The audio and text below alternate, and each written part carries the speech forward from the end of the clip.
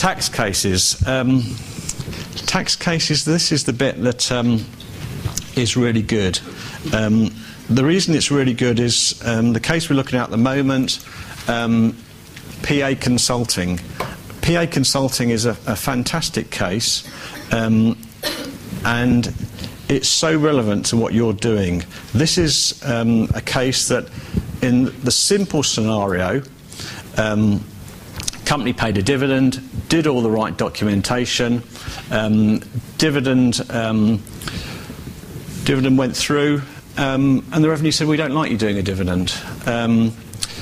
And what happened is, the reason they didn't like them doing a dividend is a company called PA Consulting. And what PA Consulting has said is, we've got some really, really highly paid guys here. And there's always sort of a spin-off when you are an employer. If you've got some very highly paid people, the company pays 13.8% employers' national insurance for those salaries. However, if you give those people dividends, there's no employer's NI. With the advent of the main rate of corporation tax reducing, and it's reducing at a rate now where it will be taking you down shortly to the same rate as small companies relief at 20%. So therefore you're less interested in getting corporation tax relief on the salary payments, more interested in saving 13.8% employers' NI.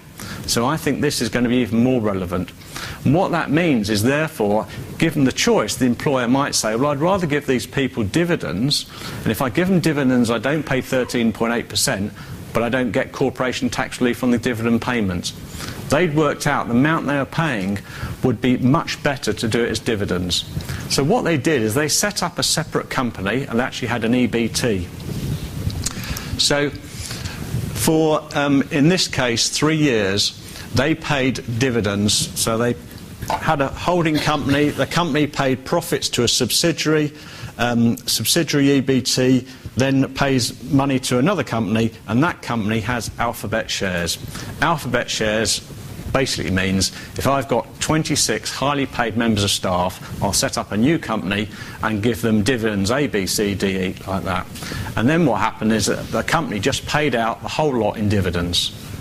And the revenue said, well, we don't like that. We think that's an abuse. The taxpayer said, well, what do you mean? They are legitimate dividends. The company is allowed to pay dividends. So I don't see there's a problem with it. So it went to court. And what happened is that you might say, well, can the revenue do anything about it? Well, they actually can. And what they did is that they went to the first tier tribunal, and then they went to the higher tribunal.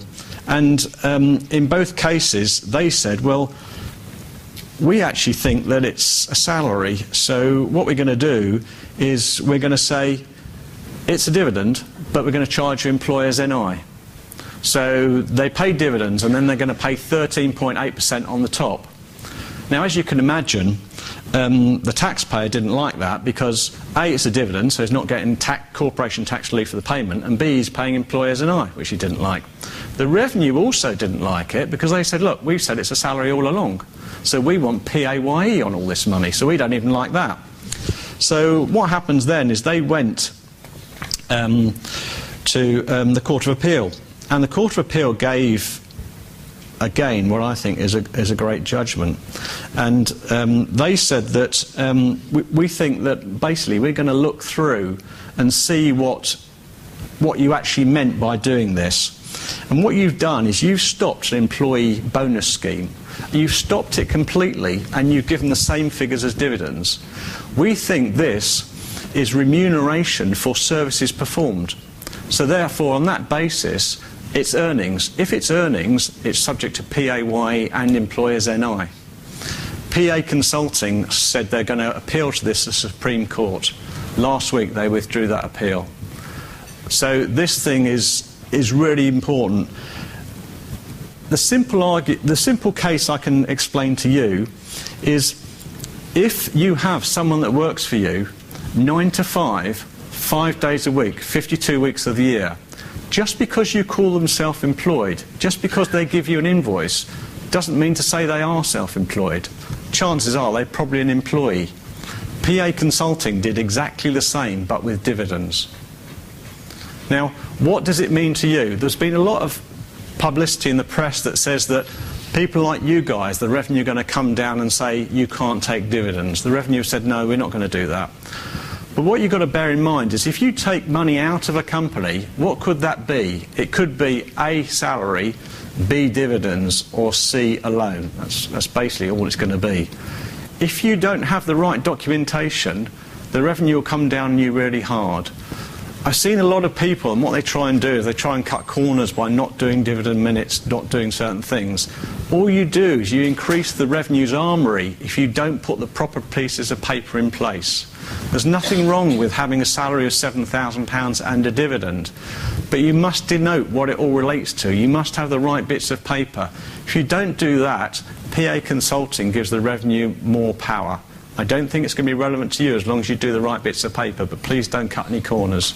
Too many people try and do it, think they'll save money, and something like that comes to bite them, so be careful. What have we got here? That's basically the Court of Appeal decision. It was a unanimous Court of Appeal, and PA Consulting have now decided they won't have a hope in hell, so that was last week, they dropped it. Next one.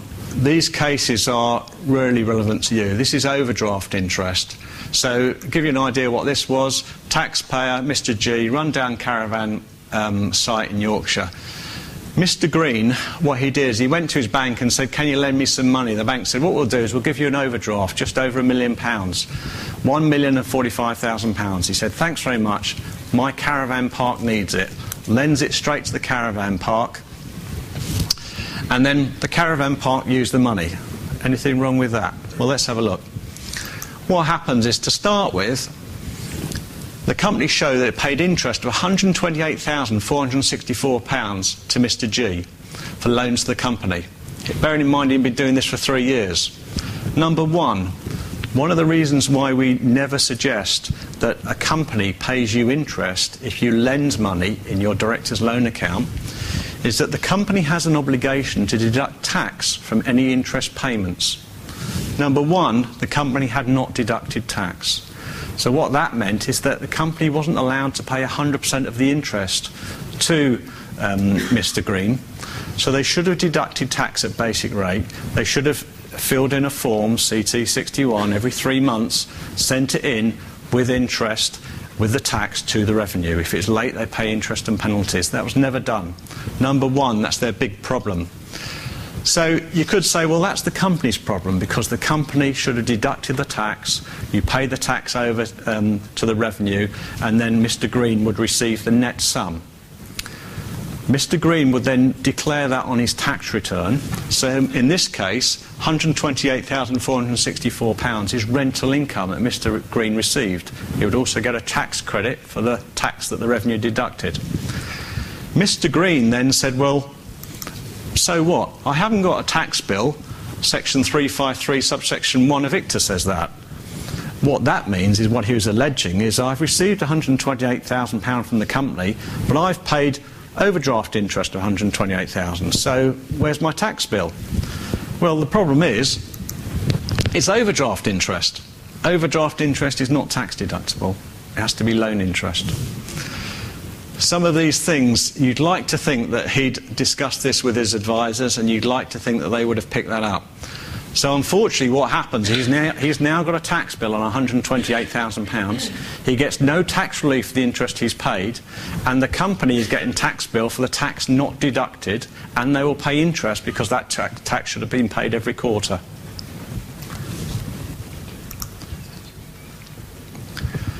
Right. Now we go on to the next stage. The next stage is a guy actually has a loan. So if it's a loan, it's not overdraft interest. So that is allowed. So what happens is N agreed to lend £100,000 to a company of which he was a director. So what he did is he took a loan on his property, lent it to the company, and he's a director of the company.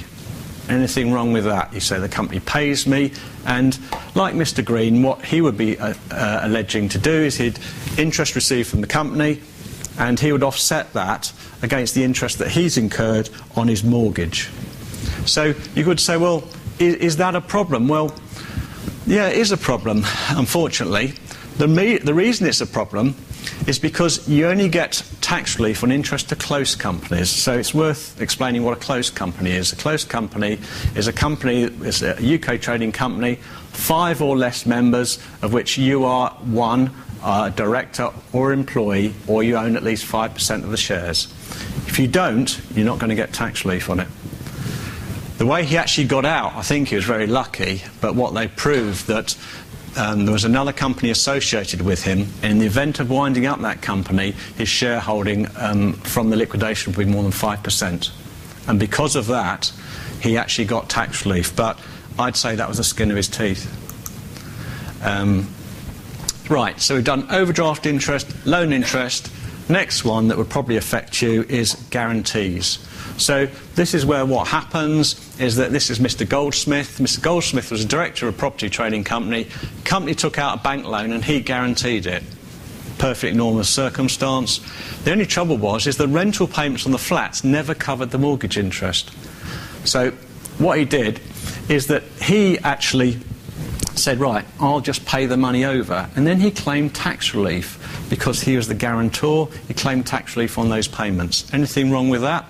Well, the main problem is that HM Revenue's capital gains manual states that if the lender is required to issue a formal demand but no demand is issued, that will not preclude a claim for relief as long as you satisfy other things. The main things is the loan has to become irrecoverable, and it didn't.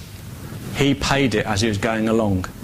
So unless the loan is irrecoverable and the guarantor has made a payment under the guarantee, then you're not going to get relief. So you can see there, but for the grace of God, go a few people. You've got to be really careful how you do it. If you do it right, it's great, you get the tax relief. If you do it wrong, you can have circumstances that are not to your favour.